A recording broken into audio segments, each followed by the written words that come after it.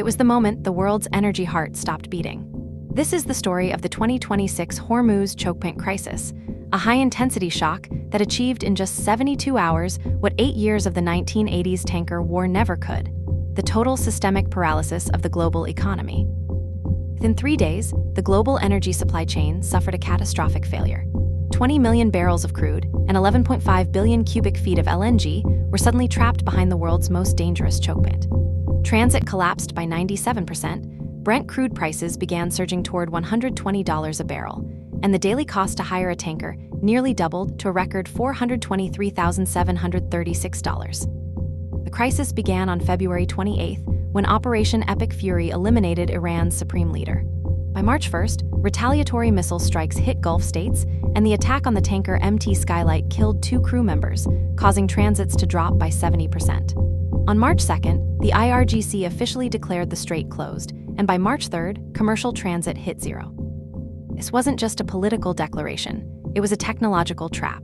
Iran deployed 5,000 to 6,000 advanced rising mines, a 20-fold increase from the 1980s, while anti-ship ballistic missiles launched from mountainous terrain could hit targets in under 30 seconds. To make matters worse, a signal fog of GPS spoofing left ships receiving false data, potentially guiding them directly into minefields. But the most effective blockade was invisible. After the initial attacks, war risk insurance premiums spiked by 150 times, adding up to $1.8 million in costs for a single transit. When the global insurance clubs issued 72-hour cancellation notices for the Persian Gulf, transit became legally and financially impossible. The insurance industry, fearing massive losses, effectively executed the blockade on Iran's behalf. To understand the gravity, compare this to the 1980s. Back then, the tanker war was a 7-year war of attrition where shipping continued despite manageable losses. In 2026, modern asymmetric warfare combined with algorithmic financial markets compressed that entire timeline into a 3-day total system failure. The impact was felt most acutely in Asia, which receives 84% of Hormuz crude. China, India, Japan, and Korea faced an immediate demand starvation as 20% of the global oil supply and 20% of the global LNG trade vanished overnight. While bypass pipelines through Saudi Arabia and the UAE exist, they were never designed for a crisis of this scale. With a combined maximum capacity of roughly 8.5 million barrels per day, they could not offset the 20 million barrels trapped by the blockade. Furthermore, these aging pipelines remained highly vulnerable to drone strikes. With the strait closed, ships were forced to take the long way around Africa. This detour added 6,000 miles and nearly doubled transit times to 35 days. This sudden contraction of the global tanker fleet was the primary driver behind the record-shattering freight rates. Financial markets reacted with panic as structural tightening handed individual actors unprecedented pricing power. For example, the firm Sinacer currently controls nearly a quarter of the available spot fleet, allowing for monopolistic leverage over global freight costs as oil prices continue to spike. The crisis quickly moved beyond crude oil.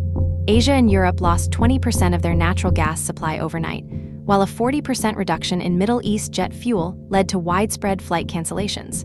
Perhaps most critically, a third of the global fertilizer trade was trapped, posing a direct threat to global food pricing and crop yields. Many asked where the U.S. Navy was, but the reality was a capacity crisis.